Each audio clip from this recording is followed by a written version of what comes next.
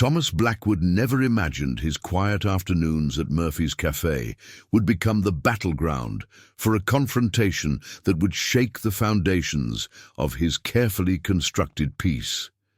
He had traded the intense spotlight of international chess tournaments for the simple life of a small-town bookstore owner, but his tactical genius was about to resurface in ways nobody could have predicted. Pause for dramatic effect. But what happens when a group of overconfident troublemakers challenge someone who has spent decades thinking 20 moves ahead? What unfolds when they realize that the quiet man they've been mocking has been playing a very different kind of game all along?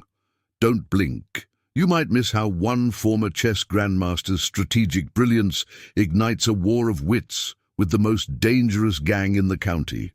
And don't forget to subscribe, because what happens next will leave you questioning everything you thought you knew about the power of the mind over brute force.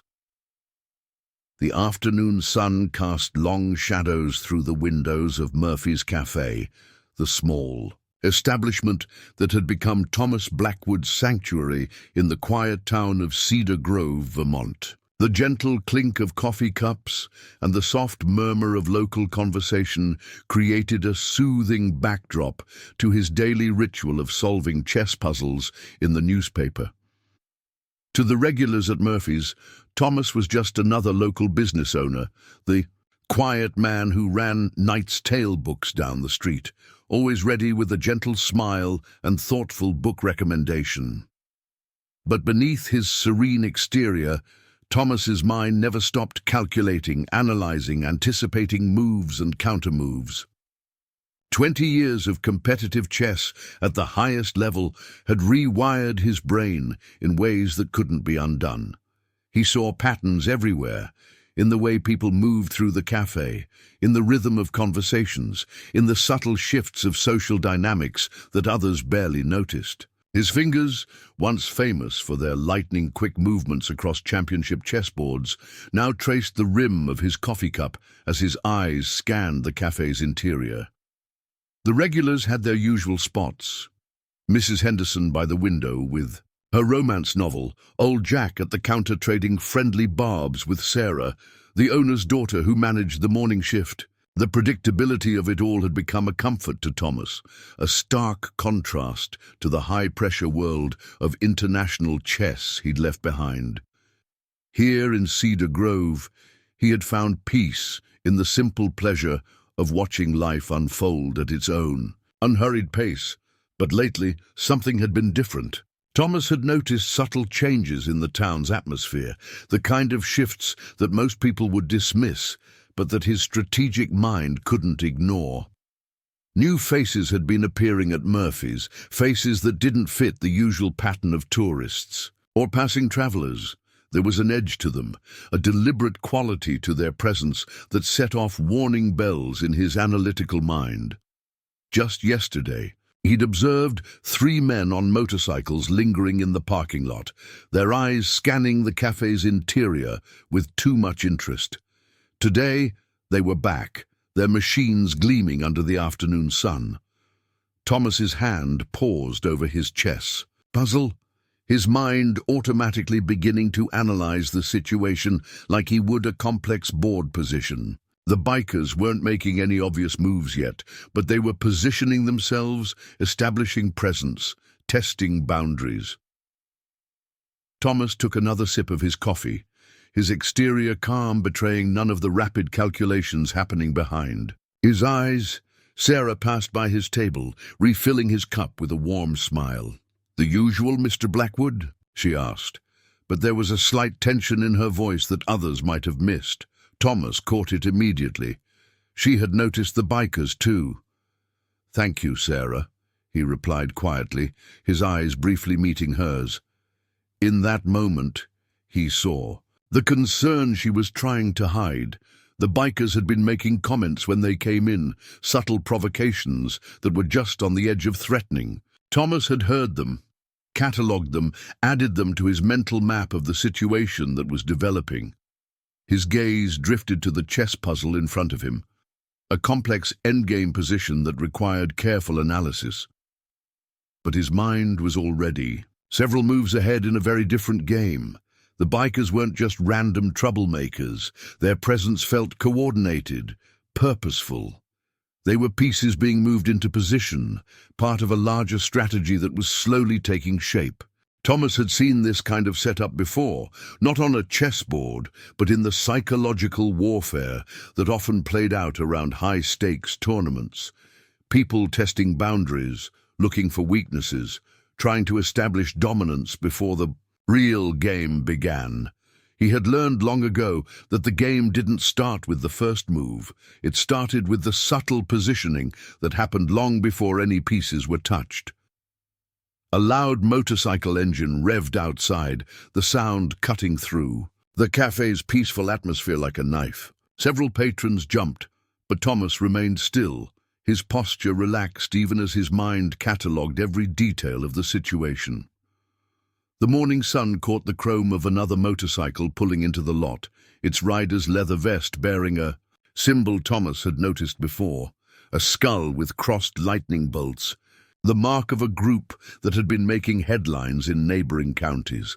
The quiet life he had built in Cedar Grove was about to be challenged, and Thomas could feel the familiar tension building in his chest.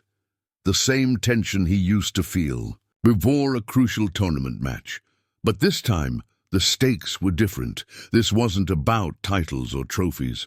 This was about protecting the peace he had found, about defending the quiet sanctuary that Murphy's Café represented for so many people. Thomas's fingers ghosted over the chess piece in his pocket, the black knight he always carried, a reminder of the strategies and sacrifices that had defined his life. He had left the competitive world behind, but he had never stopped thinking like a grandmaster. Every move had consequences.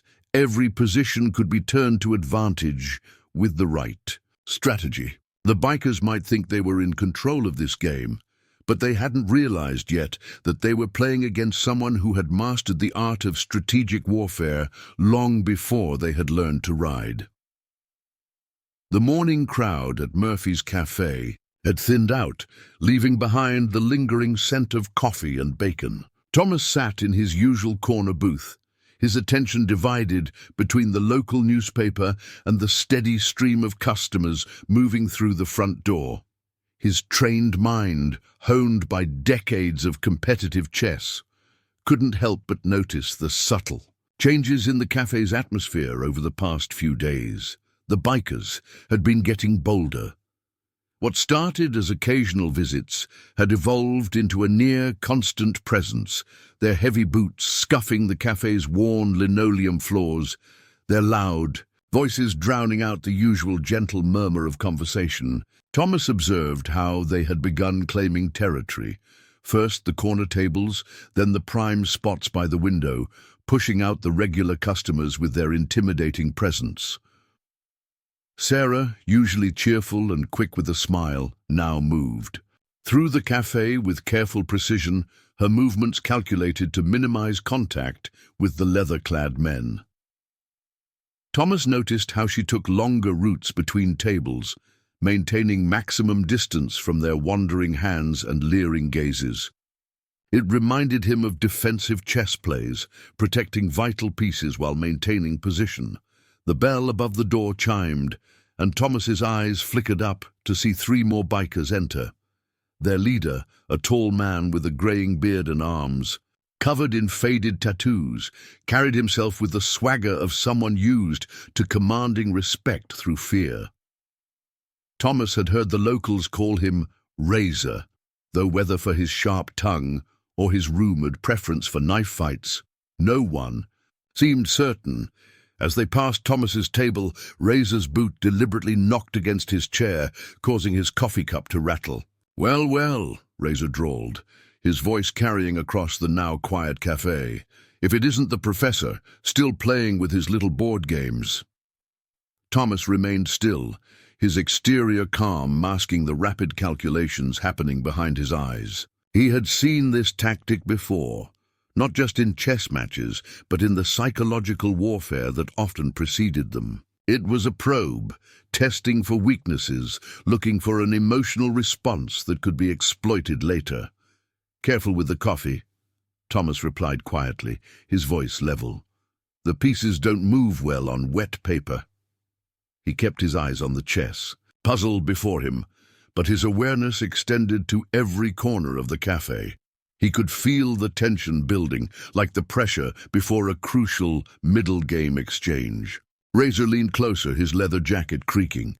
"You know what I think," he said, his breath heavy with the smell of cigarettes. "I think you sit here every day, playing your little games because you're afraid of the real world. Bet you've never faced anything scarier than losing a match, have you, Professor?" A small smile played at the corners of Thomas's mouth. Not one of amusement, but of recognition. This was a familiar gambit. Underestimate your opponent, make them doubt themselves, force them into a defensive position. He had encountered similar tactics from countless opponents across championship boards in Moscow, New York, and London. "Chess teaches you many things," Thomas responded, finally looking up to meet Razor's gaze. "Patience, for one, understanding that every move has consequences. Recognizing when someone is positioning for an attack they haven't thought through."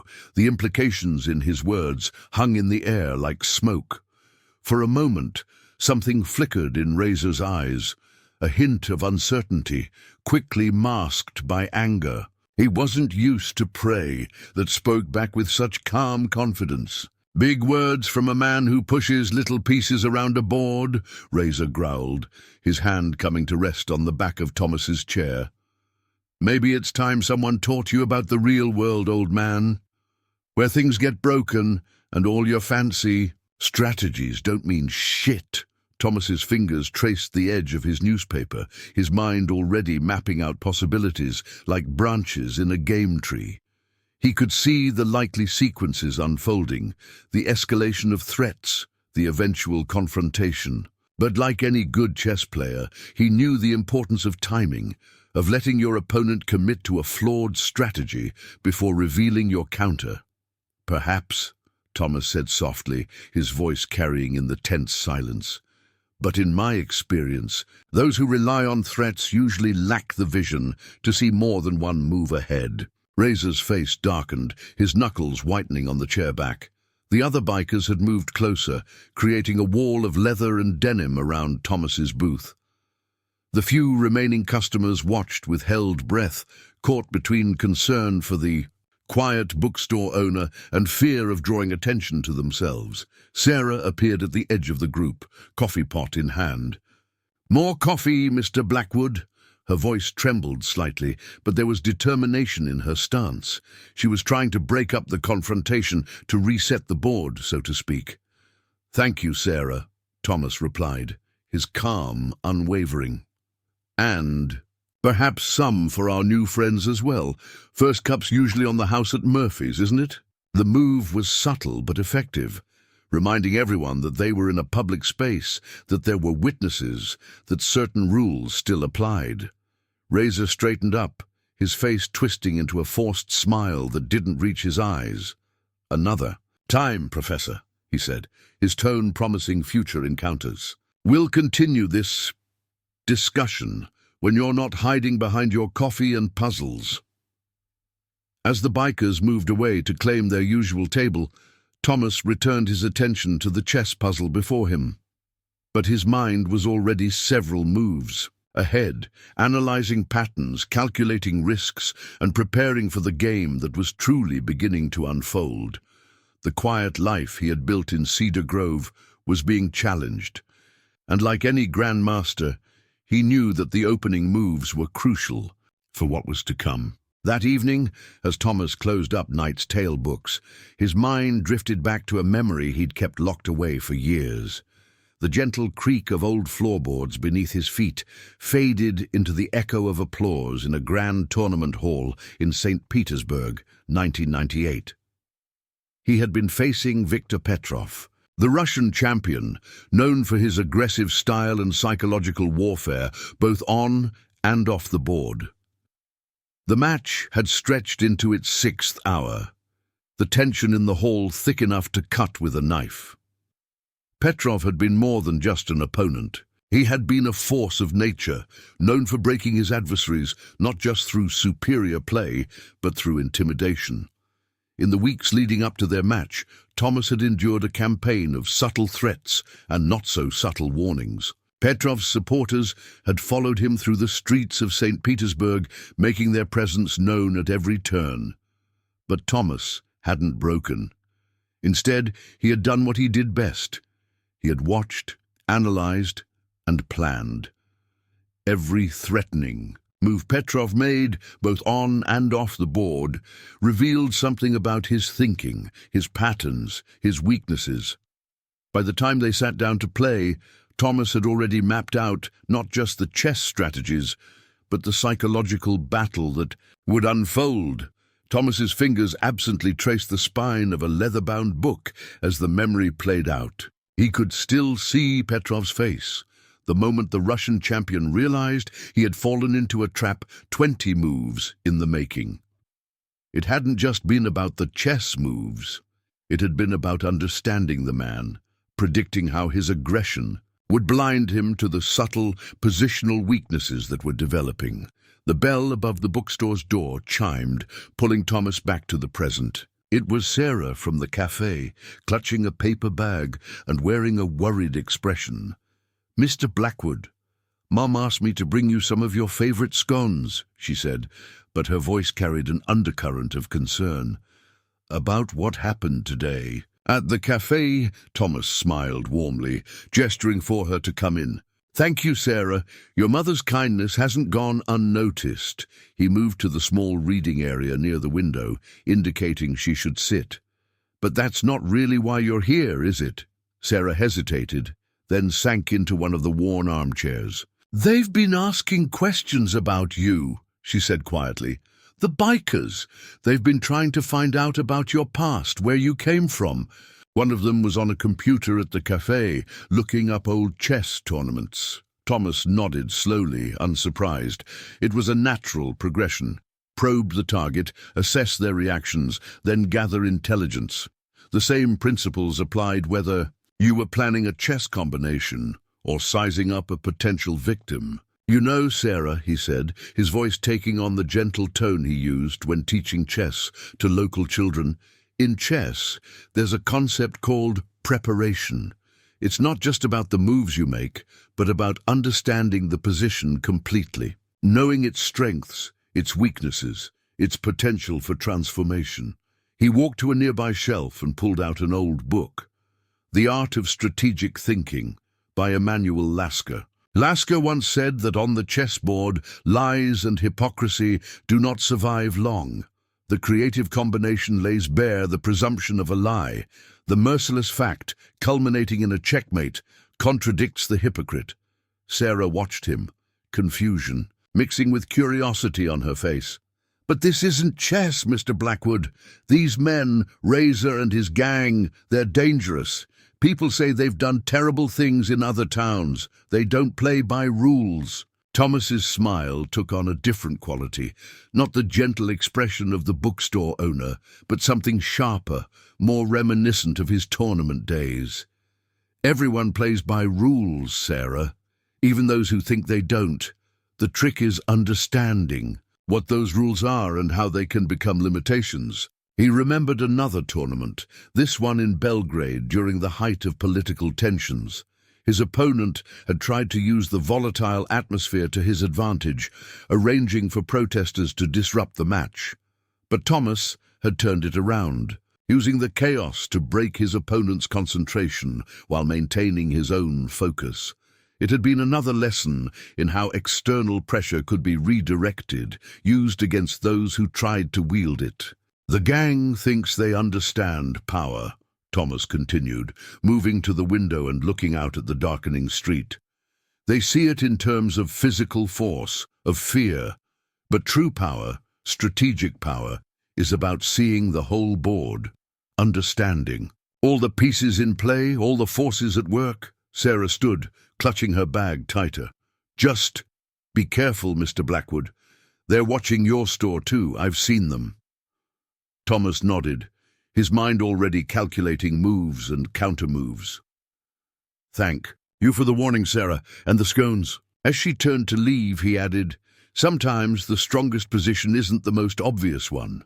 Sometimes appearing vulnerable is the best way to reveal your opponent's true strategy." After Sarah left, Thomas locked the door and moved through the familiar routine of closing up shop.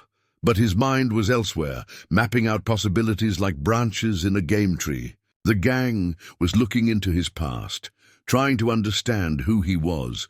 They would find the tournament records, the championships, the headlines, but they wouldn't understand what those years had really taught him. It wasn't just about moving pieces on a board. It was about understanding human nature, about seeing patterns in chaos, about maintaining absolute control over one's own reactions while reading every subtle tell in an opponent's behavior. 2 decades of international chess had taught him more about strategy and psychological warfare than any street tough could comprehend. Thomas picked up the Black Knight from his desk, the piece worn smooth from years of handling. The gang thought they were playing a simple game of intimidation, but they had unwittingly sat down at a board where their usual tactics would prove dangerously inadequate. The real question was not if they would realize their mistake, but how. Many moves it would take. The Thunder King's motorcycle gang had built their reputation on careful selection of targets. Towns like Cedar Grove were perfect. Small enough to lack significant police presence, wealthy enough to be worth their time, and populated by people who preferred peace to confrontation. Marcus Razor Rodriguez knew this pattern well. He had helped perfect it across 3 states. But something about the chess player bothered him. Standing in the dim light of the gang's temporary headquarters, an abandoned warehouse on the outskirts of town, Razor studied the printouts scattered across. A makeshift table, news clippings, tournament records and photographs told the story of Thomas Blackwood's chess career, but they didn't explain the unsettling calm he had witnessed in the man's eyes. "Boss, you're overthinking this," said Snake, his second in command, taking a long drag from his cigarette. "He's just some old chess nerd, probably never been in a real fight in his life." Razor's eyes narrowed as he picked up a yellowed newspaper article from 1998. The photograph showed a younger Blackwood at a chess tournament in St. Petersburg, his expression intense and focused. "You ever play chess, Snake?" Snake snorted. "Waste of time. Why push little pieces around when you can just take what you want?" "Because," Razor said slowly, "sometimes what you're seeing isn't the whole game." He had learned this lesson the hard way in his younger days, underestimating opponents who appeared weak only to find out too late that they had resources he hadn't considered. "This guy, he's different. Did you notice how he watched us today? Not just looking, analyzing." The warehouse door creaked open, and 2 more gang members entered. Diesel, a hulking figure whose nickname matched his preference for large bikes, approached the table. "Got some interesting info on your chess master, boss. Turns out he's not just some random player. Guy was a grandmaster, whatever that means. Top 20 in the world at his peak." Razor's frown deepened. Success at that level meant more than just talent. It meant discipline, strategic thinking, and the ability to handle pressure. "What else?" "Disappeared from the professional scene. About 5 years ago, bought the bookstore here in Cedar Grove with his tournament winnings. Keeps to himself mostly, but he's got friends in town. Respected." Diesel paused. "There's something else. Found an old interview where he talked about his training. Guy spent time studying military strategy, psychology, all sorts of stuff. Said chess was just one application of strategic thinking." Snake laughed, but there was a hint of unease in it. "So what? He reads books about strategy. We've got real power, numbers, strength, experience. What's he gonna do, bore us to death with chess theory?" Razor slammed his hand on the table, silencing Snake. "You're missing the point. We're not just dealing with some bookworm. We're dealing with someone who spent his entire life studying how to outthink his opponents. He straightened up, his decision made. Time to accelerate our plans. We need to show Cedar Grove who's really in control. The next morning, Thomas arrived at his bookstore to find the front window shattered, shards of glass glittering in the early sunlight. Books lay scattered across the sidewalk, some with pages torn out, others with broken spines. Spray-painted across the storefront in bold red letters was a crude message: "Checkmate, Professor." A small crowd of locals had gathered, their whispers carrying across the quiet street. Officer Jenkins, the town's sole morning patrol officer, was already there, notebook in hand.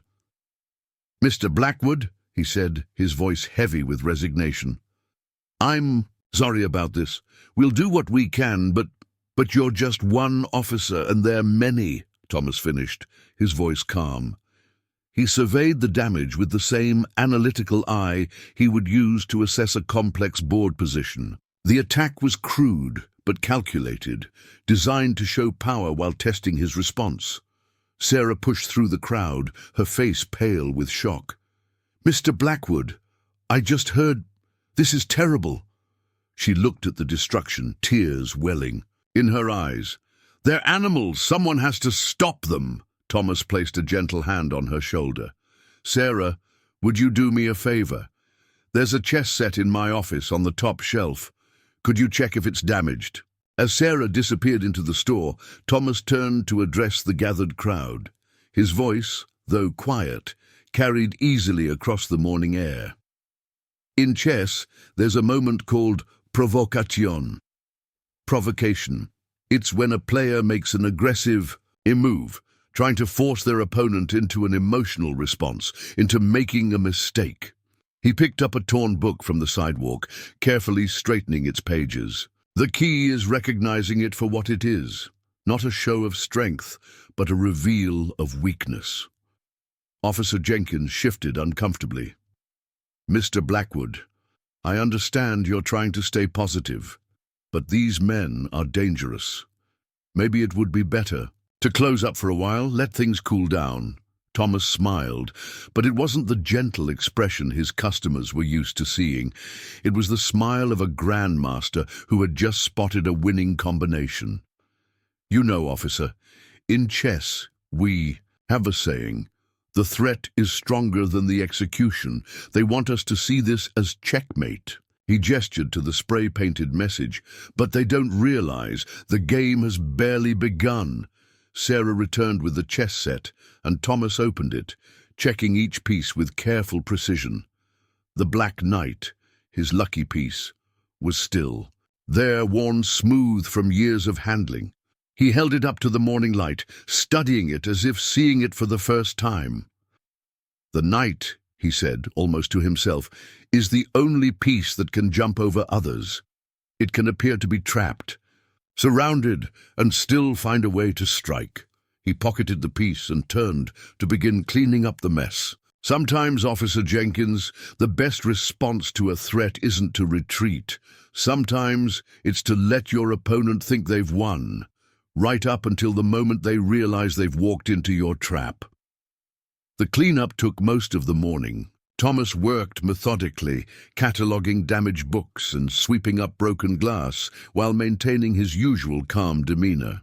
But behind his composed exterior, his mind was working through possibilities like a complex chess problem, analyzing angles and calculating responses. By early afternoon, he had reopened the store, the broken window now covered with plywood. The sight of it made something twist in his stomach. Not fear, but a familiar tension he hadn't felt since his tournament days. It was the same feeling he'd had before crucial matches, when the pressure mounted and everything hung on maintaining absolute control over one's responses. The bell above the door chimed, and Thomas looked up to see Razor entering the store, flanked by two of his men. The gang leader's swagger was pronounced as he moved between the shelves, deliberately running his fingers along the spines of books, leaving smudges on the clean surfaces. "Nice place you got here, Professor," Razor said, his voice carrying a false note of sympathy. "Shame about the window. Accidents happen though, right? Especially when people don't understand their position on the board. Thomas continued arranging books on a nearby shelf, his movements unhurried. "Interesting choice of metaphor," he replied, his voice level. "Though I suspect your understanding of chess positions might be somewhat limited."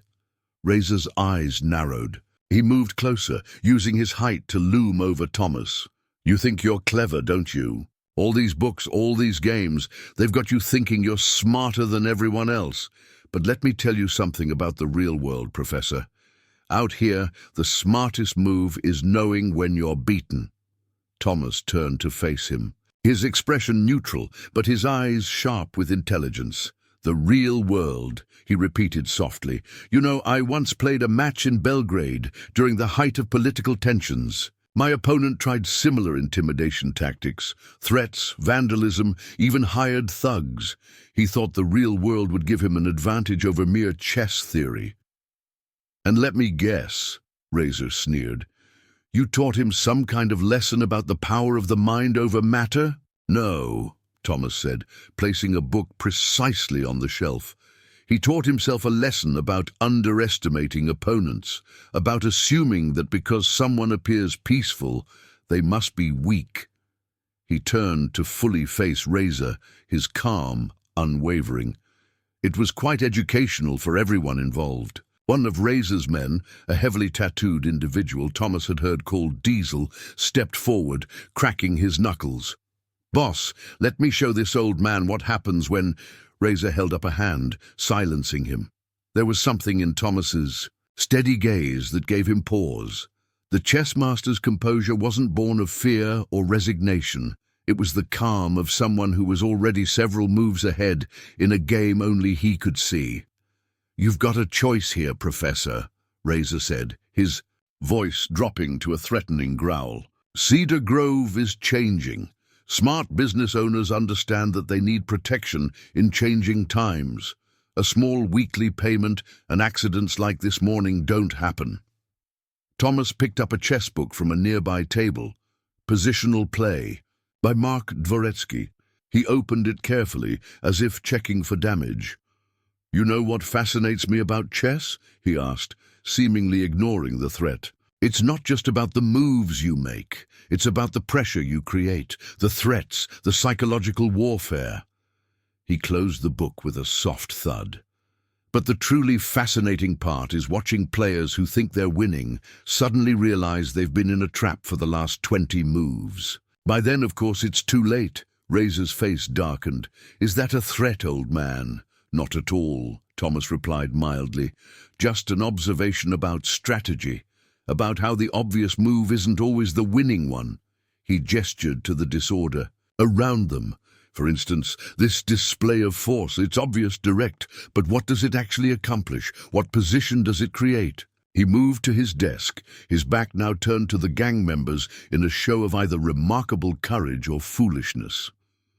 "In chess, we call it overextension, when a player commits too many resources to an attack without securing their position. It's a common mistake among aggressive players.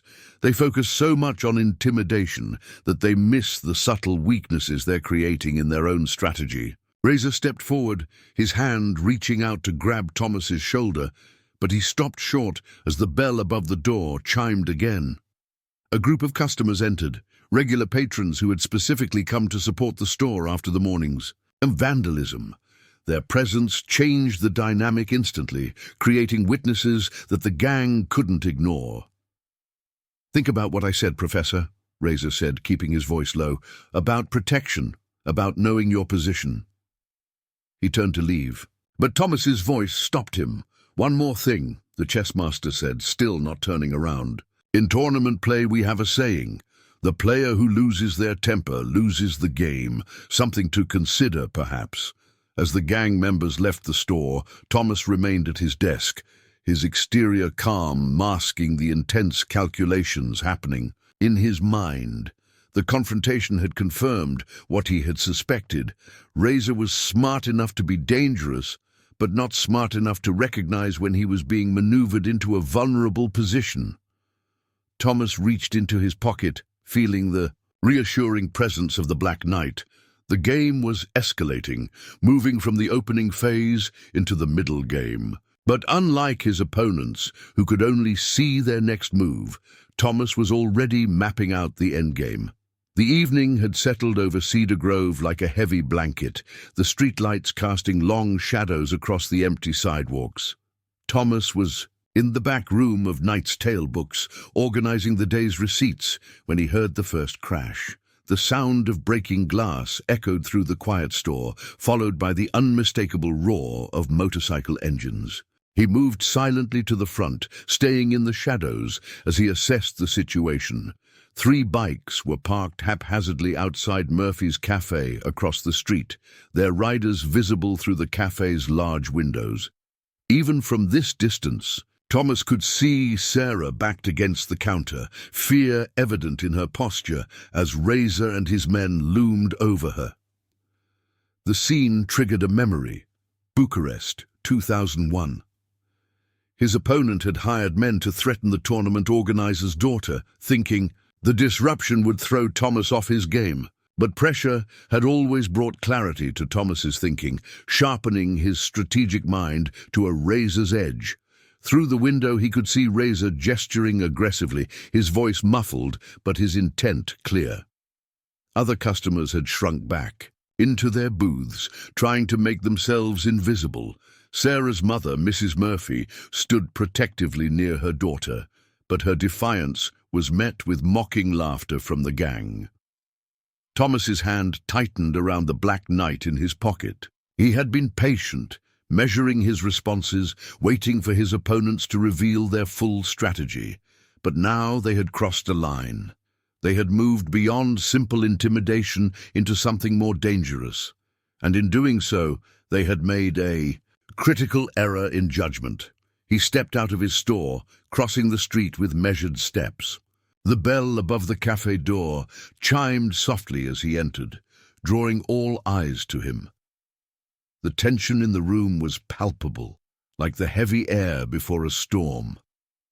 "Ah, the professor decides to join us," Razor sneered, turning away from Sarah. "Perfect timing. We were just explaining to these fine ladies how things work in towns under our protection." Thomas moved further into the cafe, his positioning careful and deliberate. Every step was calculated, placing him exactly where he needed to be. "Protection," he repeated, his voice carrying clearly in the tense silence. "An interesting concept. In chess, we protect pieces by controlling space, by creating strategic positions. But you're not really interested in protection, are you, Razor?" Diesel, standing near the counter, cracked his knuckles menacingly. "Boss, let me shut this old man up." But Thomas continued as if he hadn't heard, his eyes locked on Razor. "You've made several tactical errors today. First, you've concentrated your forces poorly. 3 men to intimidate a cafe full of civilians. It shows a lack of strategic understanding." Razor's face darkened with anger. "You think this is one of your games, Professor. This is real life. And in real life, people get hurt when they don't follow the rules." Rules. Thomas's smile was sharp, reminiscent of his tournament days. "Let's talk about rules. Let's talk about how you violated the basic principles of strategic positioning. You've exposed your key pieces too early, committed to an aggressive line without securing your position, and most importantly," he paused, his voice dropping lower, "you've completely failed to understand the board you're playing on." The gang leader took a threatening step forward, but Thomas held his ground. "The only thing I need to understand is that you're an old man who needs to learn his place." "You see, that's your third mistake," Thomas replied calmly. "You assume that because I appear peaceful, I must be weak. A similar assumption cost the Russian champion Viktor Petrov his title in '98. He thought intimidation would give him an advantage. He was wrong." Something in Thomas's tone made Razor hesitate. For the first time, uncertainty flickered across his face. "This isn't a chess game, old man. Your fancy strategies won't help you here." Everything is strategy, Thomas said, moving closer to Razor. Every conflict, every confrontation, every choice. Right now, for instance, you think you have the advantage. 3 armed men against 1 elderly chess player. But you haven't considered all the pieces in play. As if on cue, the cafe door opened again. Sheriff Anderson stepped in, followed by 2 deputies. They had been watching, waiting for exactly this moment. A public act of intimidation that could justify intervention. "Evening, gentlemen," the sheriff said, his hand resting casually on his holster. "Having some trouble here?" Thomas's eyes never left Razor's face. You see, a good strategist doesn't just think about the pieces visible on the board. They consider all possible moves, all potential allies, all hidden resources. His voice was quiet but carried an edge of steel. "You thought you were playing a simple game of intimidation, but you've walked into a position that was prepared long before you made your first move." Razor's face contorted with rage as he realized the trap he had walked into. In his focus on intimidation, he had failed to notice how Thomas had maneuvered him into a public confrontation with witnesses present, including law enforcement. "This isn't over, Professor," Razor snarled, but his voice lacked its earlier confidence. "No," Thomas agreed, finally allowing a hint of his true capabilities to show in his expression. "It isn't. But like any good chess player, you should consider your position carefully before making your next move. Some games, once lost, can't be replayed." As the gang members backed away under the watchful eyes of law enforcement, Thomas turned to check on Sarah and her mother. The adrenaline of the confrontation was still coursing through him, but his mind was already moving ahead, analyzing possible counter-moves, preparing for the next phase of the game. He knew Razor wouldn't back down entirely. Men like him rarely did. But tonight's encounter had changed the dynamic. The gang leader had seen something in Thomas's eyes that had made him question his assumptions, and doubt was often the first step toward defeat. The morning after the cafe confrontation, Thomas arrived at his bookstore to find an unexpected visitor waiting. Michael Chen, his old second from his tournament days, stood by the door, a familiar leather chess case tucked under his arm. The sight of him brought back a flood of memories. Countless hours analyzing positions, preparing strategies, fighting battles across 64 squares. "It's been a while, Thomas," Michael said, his expression serious. "I saw the news about the trouble here. Thought you might need your old second in your corner again." Thomas unlocked the store, gesturing for Michael to enter. The morning light filtered through the plywood-covered window, casting strange shadows across the shelves. "How did you know?" "Small-town news travels fast in chess circles," Michael replied, setting his case on the counter. "When I heard the Thunder Kings were causing trouble in Cedar Grove, I knew it was only a matter of time before they crossed paths with you. And knowing you—" He paused, a slight smile playing at his lips.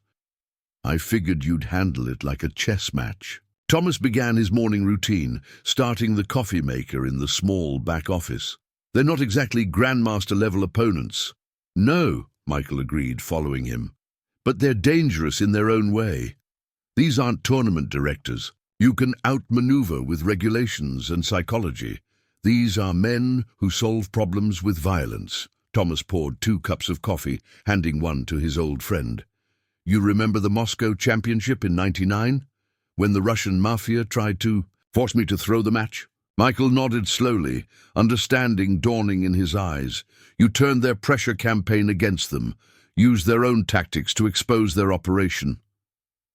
"Every opponent has patterns," Thomas said, sitting down behind his desk, "whether they're moving pieces on a board or trying to intimidate a small town.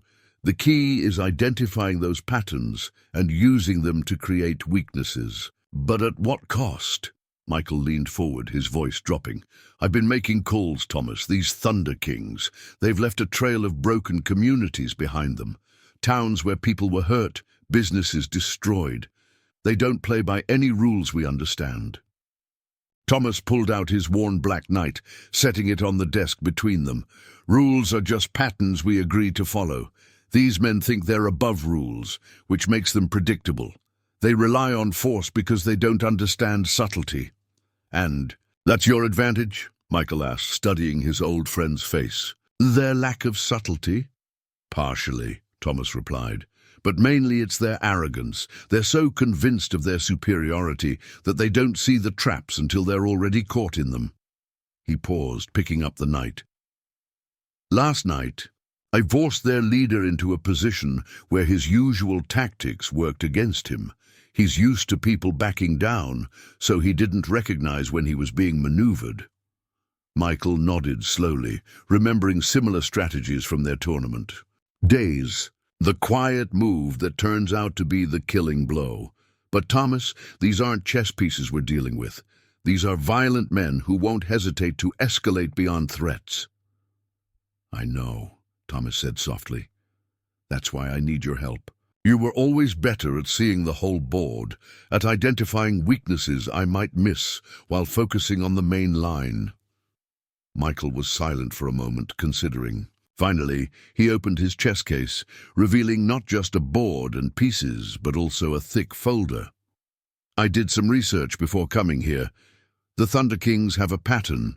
They target small towns, establish control through intimidation, then use the location as a base for their operations. But they're not as organized as they appear. He spread several documents across the desk, police reports, news articles, photographs. They've got internal rivalries, power struggles. Razor, their leader here, he's actually on shaky ground with the larger organization. He needs this town to prove himself. Thomas studied the materials, his mind already calculating new possibilities. So, his aggression isn't just about control. It's about demonstrating strength to his own people. Exactly, Michael confirmed, and that's a weakness we can exploit. But Thomas... He hesitated, concern evident in his expression. This isn't like tournament play. There's no arbiter to appeal to, no rules to enforce.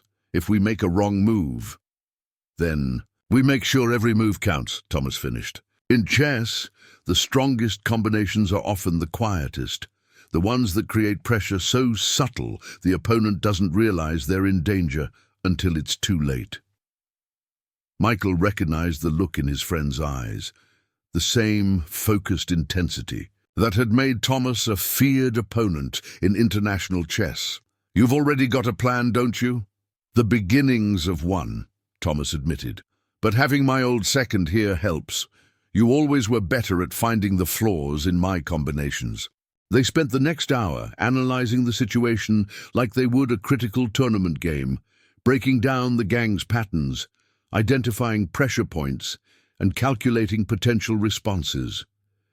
Michael's presence brought a familiar clarity to Thomas's thinking, helping him see angles he might have missed. Whatever you're planning, Michael said finally, remember that these men won't hesitate to use violence. They've already shown that they're willing to escalate. Thomas's expression hardened slightly. That's their weakness, not their strength. They're so used to people crumbling under the threat of violence that they don't know how to handle someone who stands firm. Each time they escalate and fail to get the response they expect, they become more predictable, more prone to mistakes, and more dangerous, Michael added quietly. Yes, Thomas agreed, his voice firm, but so do I. The attack came at midnight. Thomas was in his apartment above the bookstore, analyzing old game positions, when he heard the first sounds of destruction below. The crash of shelves being overturned, the thud of books hitting the floor, and the sharp crack of breaking wood echoed through the building. But it was the smell that made his blood run cold, gasoline, its pungent odor seeping through the floorboards. He moved silently to his window, watching as 3 motorcycles idled in the alley behind the store. The gang members inside were thorough in their destruction, but Thomas's attention was drawn to something else, a familiar chess case lying broken among the scattered books. Michael's case, left behind after their strategy session. The realization hit him like a physical blow. Michael wasn't just his former second, he was the closest thing Thomas had to family, the one person who had stood by him through the brutal world of professional chess. And now the Thunder Kings had made it personal. "You seeing this, Professor?" Razor's voice carried from below, deliberately loud. "This is what happens when people don't learn their place. But don't worry, your friend at the hospital will have plenty of time to think about the mistake you both made." Thomas's mind, trained through decades of chess to remain analytical under pressure, processed this new information with crystalline clarity. They had attacked Michael, likely ambushed him after he left the store. The casual mention of the hospital wasn't just a taunt, it was a message. They were escalating, moving from property damage to physical violence. His hands didn't shake as he reached for his phone, but his voice was tight when he called the hospital. The news confirmed his fears. Michael had been admitted with multiple injuries, serious but not life-threatening. He was lucky, the nurse said, not knowing how that word would echo in Thomas's mind. Lucky, like a chess position where a seemingly lost game could still be saved through precise, merciless play. Below, the sounds of destruction continued. Thomas could hear them systematically working their way through his store, his life's work after retiring from professional chess. The collection of rare chess books, the children's section where he taught local kids the game, the reading nook where Sarah would spend her breaks, all of it being reduced to kindling. "You know what's interesting about chess, Professor?" Razor's voice again, cruel amusement evident in his tone. "Once you lose your important pieces, the game's pretty much over. What do you think? Ready to admit defeat yet?" Thomas moved away from the window, his mind already calculating moves and counter-moves. They thought they were winning, that destroying his store and attacking his friend would break him. They didn't understand that they had just made the kind of critical error that loses games. They had sacrificed position for temporary advantage, revealed their strategy too early. His phone buzzed, a message from Sheriff Anderson. "Just got word. Deputies en route, 15 minutes out. Hold tight, 15 minutes. In chess terms, an eternity. Enough time for a position to completely transform, for a seemingly winning attack to turn into a devastating defeat." The smell of gasoline grew stronger. They weren't just destroying the store. They were planning to burn it down, to erase not just his business, but the safe haven it represented for the town. The place where children learned to think strategically, where elderly residents found community, where Sarah found refuge from her troubled home life. Thomas's hand closed around the black knight in his pocket, its familiar contours grounding him in the moment. In chess, the knight was unique, the only piece that could jump over others, that could turn apparent weakness into unexpected strength. His opponents had pushed him into a corner, thinking they had him trapped. But sometimes, being cornered was exactly where you needed to be to spring the trap. He moved to his desk, opening the bottom drawer. Inside lay a small recording device, part of the position he had been carefully building over the past weeks. Every threat, every incriminating conversation, all captured and backed up. But more importantly, there was a sealed envelope containing documents Michael had helped him prepare, financial records, police reports, and evidence of the Thunder King's activities across 3 states. The sound of breaking glass intensified, accompanied by Razor's laughter. "You know what, Professor? I changed my mind. Maybe we'll come up there and teach you one final lesson about the real world. Show you what happens to people who think they're smarter than everyone else." Thomas stood in the darkness of his apartment, his mind clear and focused. They thought they were delivering checkmate, but they had fallen into a trap decades in the making. Years of tournament chess had taught him that the most devastating combinations often looked like retreats until the final piece fell into place. "Come on up, Professor!" Razor called out, his voice thick with malice. "Let's finish this game of yours!" Thomas smiled in the darkness. Not the gentle smile of a bookstore owner, but the sharp, dangerous smile of a grandmaster who had just seen his opponent walk into a decisive combination. They had made their move, crossing the final line by attacking Michael and threatening to destroy everything he had built. Now it was his turn, and he intended to show them exactly why underestimating a chess master was their fatal mistake. The heavy footsteps of the gang members thundered up the stairs to Thomas's apartment, each step echoing like moves on a chessboard, predictable, telegraphed, and exactly as he had anticipated. He stood in the darkness of his living room, positioned precisely where he needed to be. The Black Knight remained in his pocket, a familiar touchstone. As the endgame approached, the door burst open with a crash, revealing Razor and two of his men silhouetted in the doorway. The gang leader's face was twisted in a triumphant sneer, confident in his apparent victory. Behind him, Diesel and Snake spread out, their movements betraying their inexperience with real tactical situations. "End of the line, Professor," Razor growled, his voice thick with anticipation. "Time to show you what happens to people who don't know their place." Thomas remained still, his posture relaxed but alert. "Interesting choice of position," he said, calmly, as if commenting on a student's chess move. "Grouping your forces so closely, limiting your mobility. In chess, we call that a tactical vulnerability." Razor laughed, the sound harsh in the confined space. "Still talking about chess? Look around you, old man. Your store is destroyed, your friend is in the hospital, and you're outnumbered. This isn't a game anymore." "That's where you're wrong," Thomas replied, his voice taking on an edge they hadn't heard before. "Everything is a game if you understand the rules. For instance," he gestured to the window behind him, "did you notice that you've positioned yourselves perfectly in view of the security cameras from the bank across the street, the ones that have been recording every move you've made tonight?" Razor's smile faltered slightly, but he pressed forward. "You think some cameras scare us? By the time anyone reviews that footage, there won't be anything left of this place but ashes." "Ah," Thomas said, reaching slowly into his jacket, "but that assumes the footage isn't being streamed live to multiple locations. A simple precaution." "Really? Like controlling the center in a chess game. It's just basic strategy." He withdrew not a weapon, but a small remote control. With a click, the lights in the apartment came on, revealing several small cameras positioned strategically around the room. Simultaneously, his phone began broadcasting through hidden speakers. The voice of Sheriff Anderson, crystal clear. "All units in position. Move on my mark." The gang members' heads snapped around, suddenly aware of the police sirens in the distance, growing closer.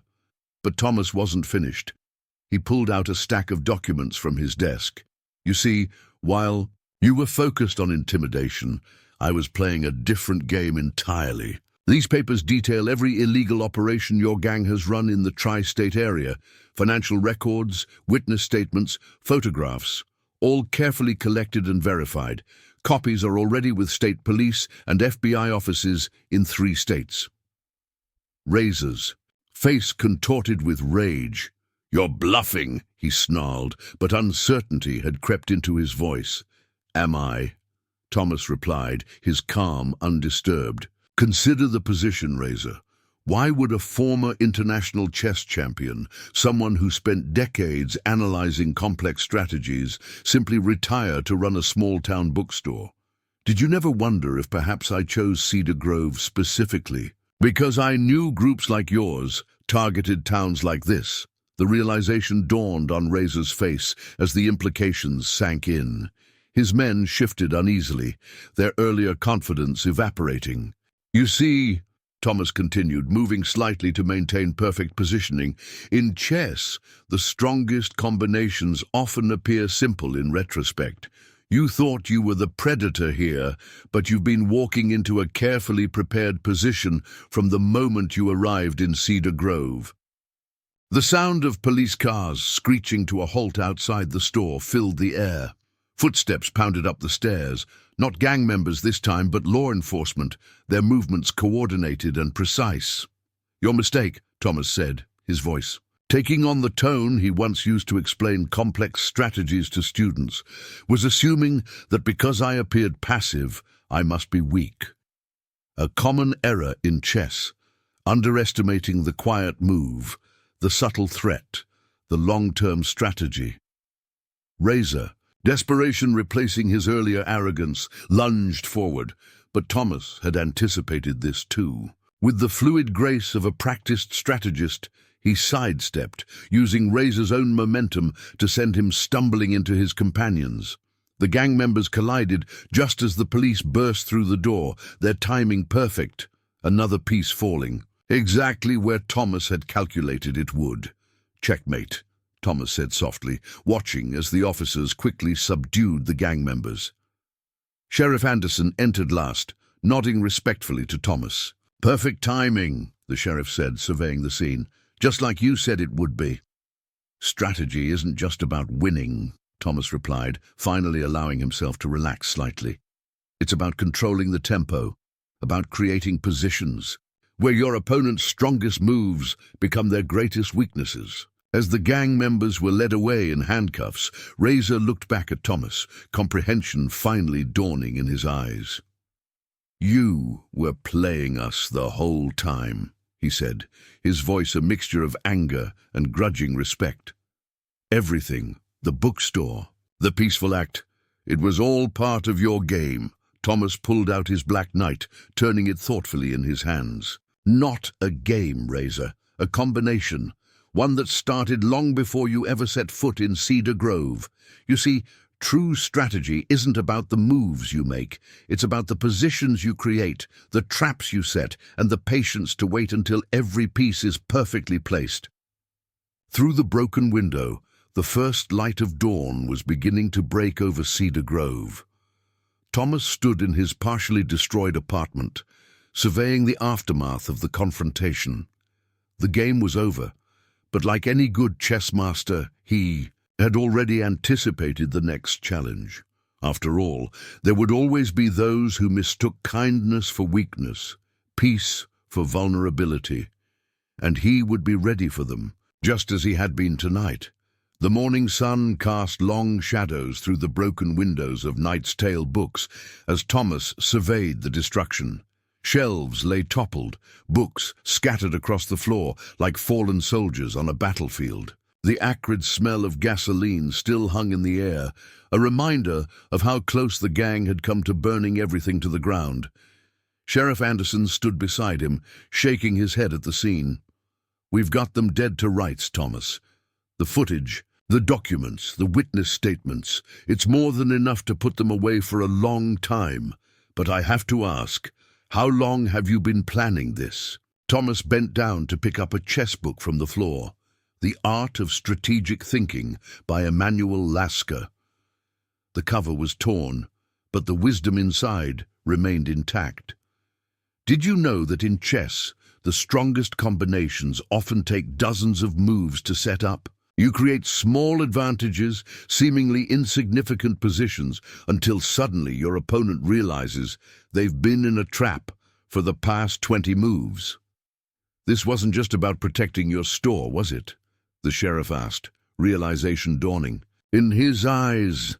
3 years ago, Thomas said, carefully placing the book on a still-standing shelf, "I read about a small town in Montana, similar to Cedar Grove, peaceful, isolated, vulnerable.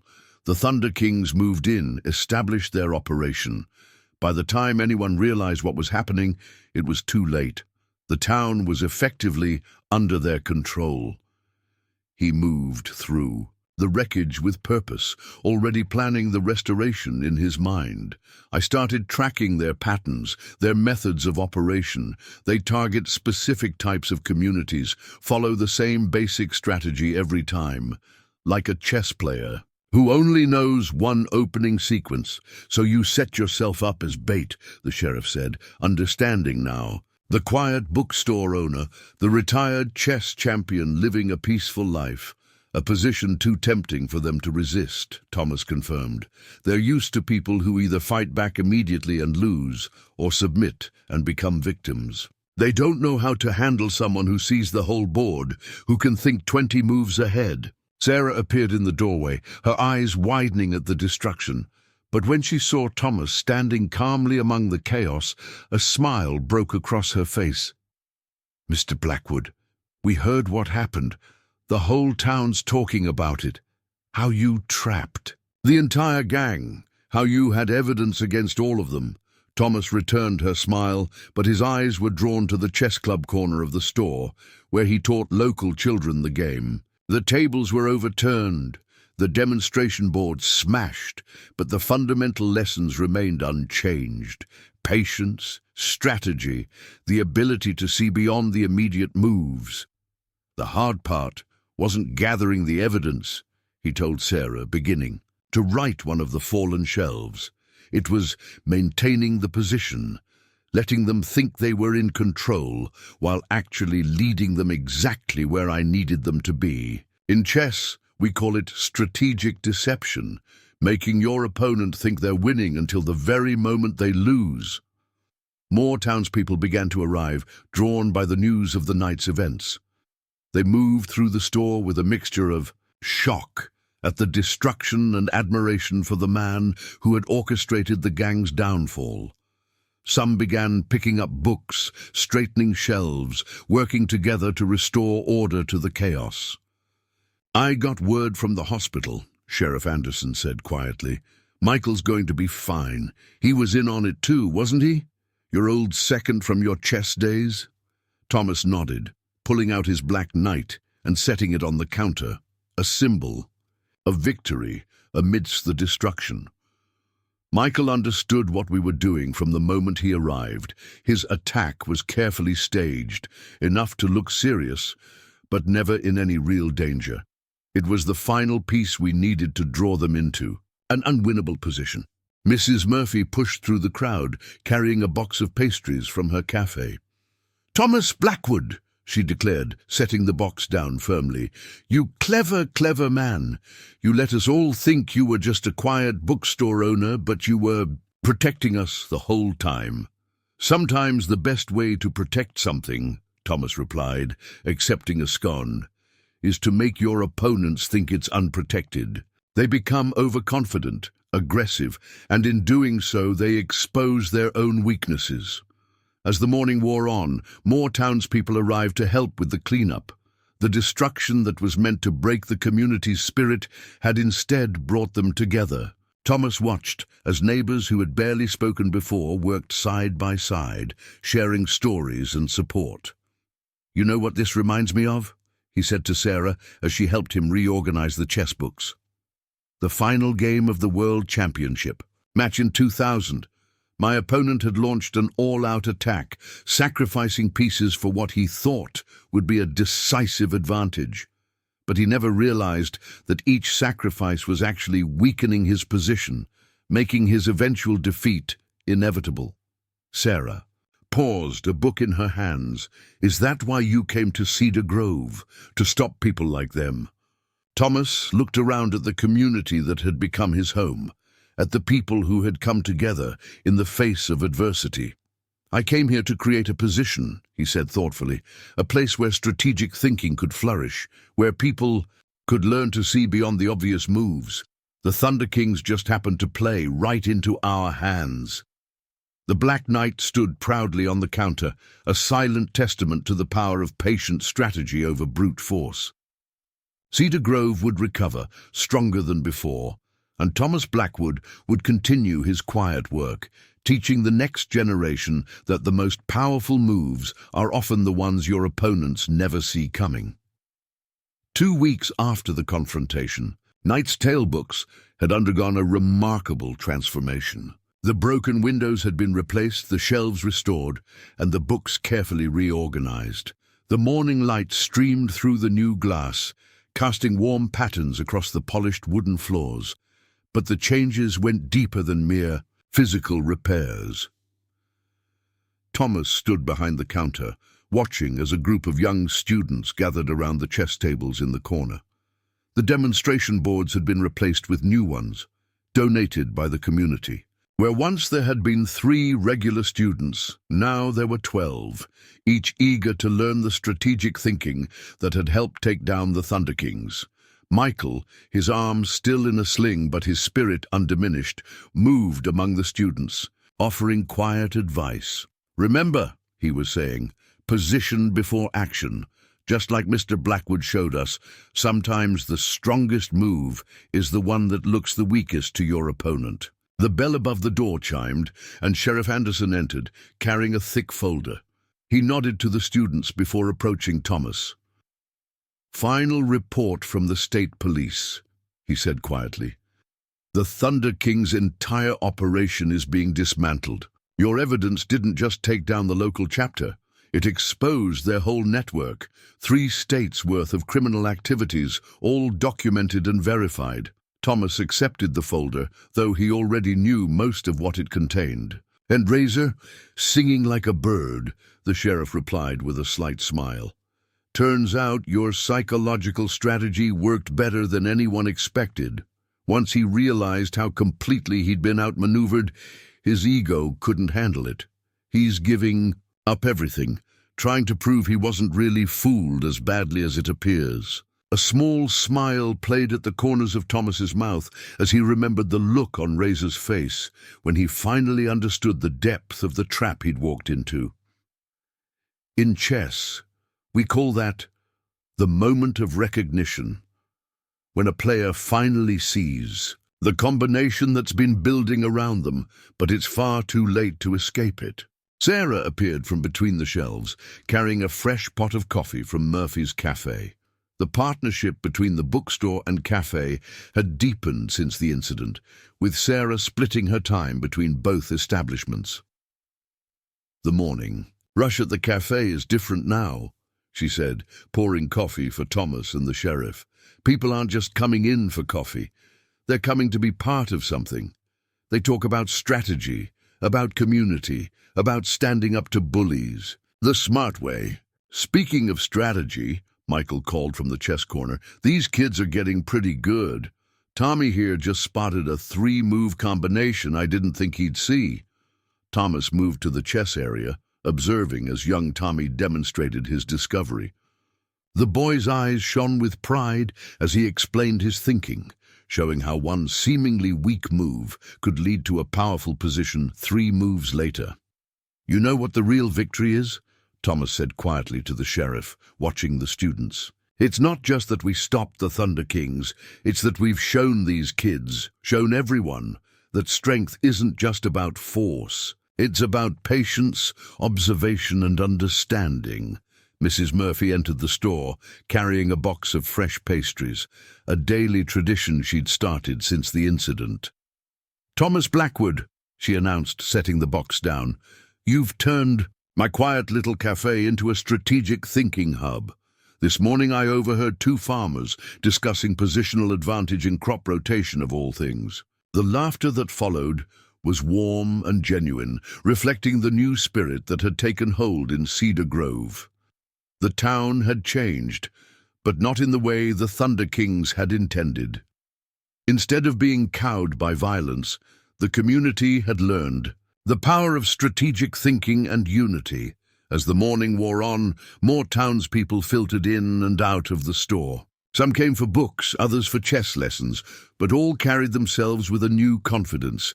They had seen firsthand how intelligence and patience could overcome brute force, and it had changed their perspective.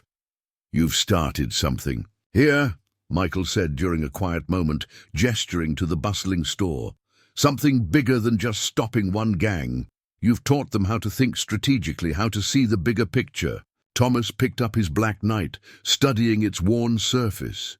"Every good chess player knows that the game doesn't end with checkmate," he replied. "It ends with the lessons you take from it, the understanding you gain for the next challenge." A young girl raised her hand from the chess corner, eager to show her own strategic discovery. Thomas moved to her table, listening as she explained her thinking. Her analysis wasn't perfect, but the principles were there. The ability to look, beyond the immediate moves, to understand that apparent weakness could be turned into strength. "Mr. Blackwood," she asked, looking up at him with curious eyes, "did you really plan everything that happened with the bad men? Did you know they would do what they did?" Thomas sat down across from her, setting up a new position on the board. "In chess, as in life, you can't predict every move," he explained, "but you can create positions that give you advantages, that turn your opponent's strength into weakness. The key is patience, observation, and understanding that sometimes the quiet move is the strongest one." As the afternoon sun cast long shadows through the store, Thomas stood at his counter, observing the life that flowed through his rebuilt sanctuary. The Thunder Kings had thought they were destroying his world, but they had only helped him build something stronger. Cedar Grove wasn't just a quiet town anymore. It was a community that understood the power of strategic thinking, of patient resistance, of turning apparent weakness into strength. The Black Knight stood proudly on the counter, no longer just a chess piece, but a symbol of the quiet strength that had transformed a town. And in the gentle murmur of voices discussing strategy, in the determined faces of students learning to think ahead, in the unified spirit of a community that had learned to see the whole board, Thomas saw the true victory, not just over one gang, but over the very notion that force should triumph over intelligence. The autumn wind rustled through Cedar Grove, sending leaves dancing past the newly restored windows of Knight's Tale books. 6 months had passed since the confrontation with the Thunder Kings, and the town had settled into a new rhythm, one that hummed with quiet confidence and strategic awareness. Thomas sat at his usual spot by the window, a steaming cup of coffee at his elbow, watching as life flowed through the streets outside. The morning paper lay open before him, but his attention was drawn to a small article tucked away on page 3. Thunder King's leadership faces federal charges. The investigation that had started in Cedar Grove had rippled outward, exposing criminal networks across multiple states. The bell above the door chimed and Michael entered, his movements now free of the stiffness that had lingered after his staged attack. He carried a chess set under his arm, not just any set, but the one they had used during their tournament days, when they had faced some of the strongest players in the world. "Thought you might want to see this," Michael said, setting the board. "On the table. Remember St. Petersburg, the game against Petrov?" Thomas smiled, recognizing the position Michael was setting up. The quiet queen sacrifice that looked like a blunder until it wasn't, similar to what we did here, in its way. Sarah appeared with fresh coffee, her presence in the store now as natural as the books on the shelves. The cafe and bookstore had become more than just neighboring businesses. They were the heart of the community's transformation. "Another chess lesson?" she asked, noting the serious expressions on both men's faces. "More like a reminder," Thomas replied, studying the board. "Every position tells a story, if you know how to read it. This one," he gestured to the pieces, "this one's about appearing vulnerable while actually being in complete control." A group of students filtered in, heading for the chess tables in the corner. What had started as casual lessons had evolved into a proper chess club, with members ranging from elementary school children to retirees. But they weren't just learning chess. They were learning to think strategically, to see patterns, to understand that strength could take many forms. "Mr. Blackwood," called Tommy, one of his most promising students, "can you show us that endgame technique you were talking about, the one about turning a defensive position into an attack?" Thomas moved to the teaching area, but his mind was on the letter he had received that morning. It sat in his desk drawer, the FBI letterhead stark against the white paper. They wanted his help analyzing other criminal organizations, applying his strategic insights to larger investigations. The quiet bookstore owner who had outsmarted a Dangerous Gang had caught the attention of people who understood the value of strategic thinking. "You know," Michael said quietly as Thomas demonstrated the endgame position, "what happened here isn't just about Cedar Grove anymore. Word's spreading in other small towns. People are learning that brute force isn't invincible, that strategic thinking and community unity can overcome intimidation." Thomas nodded, watching as his students worked through the position he'd shown them. "That was always the real goal," he admitted. "Not just stopping one gang, but teaching people how to think differently about power and resistance." Mrs. Murphy bustled in, carrying her usual box of pastries, but today she also brought news. "You won't believe what happened at the town council meeting," she announced. "They're starting a community strategy initiative, teaching people how to spot and prevent criminal activities before they take root. They're calling it the Cedar Grove method." Thomas couldn't help but smile at the irony. The Thunder Kings had chosen Cedar Grove because they thought it was weak, a quiet town full of easy targets. Instead, they had helped create a model for community resistance that was spreading beyond the town's borders. The afternoon sun cast long shadows across the chess tables as Thomas moved among his students, offering quiet advice and encouragement. Each position they studied was more than just a game. It was a lesson in patience, in seeing beyond the obvious, in understanding that true strength often lay in careful preparation rather than immediate action. Sheriff Anderson stopped by later, as he often did now, not just as law enforcement, but as someone who had learned to appreciate the subtle power of strategic thinking. "Got a call from the FBI today," he said, knowing Thomas had received the letter. "They're quite interested in your methods." "The methods aren't really mine," Thomas replied, gesturing to the busy store. "They belong to everyone who understood that we weren't just playing defense. We were creating a position that would have meaning beyond one confrontation." As evening approached and the students began to pack up their chess sets, Sarah lingered, helping to straighten the books and chairs. "Sometimes I still can't believe how much has changed," she said.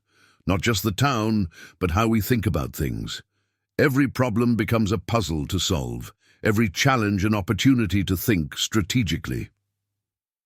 Thomas picked up his black knight, its surface now worn smooth from months of handling by curious students who wanted to touch the piece that had become a symbol of their town's transformation. "The best strategies," he said, "aren't just about winning one game. They're about changing how people think about the game itself."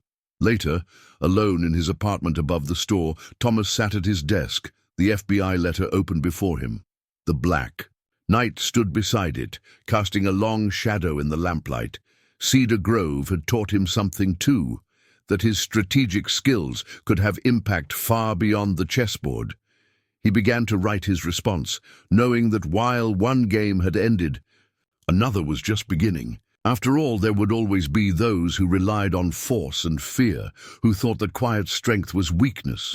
And there would always be a need for people who could see the whole board, who understood that the most powerful moves were often the ones that looked the weakest to those who didn't know how to look deeper. The night settled over Cedar Grove, peaceful but not passive. In homes throughout the town, chessboards sat on coffee tables, their pieces arranged in various positions of study, and in a small apartment above a bookstore, a former chess champion planned his next moves, knowing that the greatest victories were not just in defeating an opponent, but in teaching others how to turn apparent weakness into enduring strength. If you enjoyed the story of how a quiet chess champion outmaneuvered a dangerous gang using nothing but strategic brilliance, make sure to subscribe for more incredible tales of unexpected heroes who prove that true strength comes in many forms. Hit that like button and share this video to help others discover the power of strategic thinking over brute force. Stay tuned for our next story. You won't want to miss what happens when those who underestimate the quiet ones learn their lesson the hard way.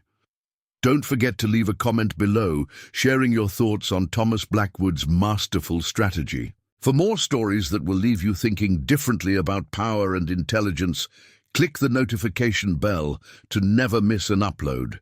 Until next time, remember, sometimes the quietest move is the most devastating.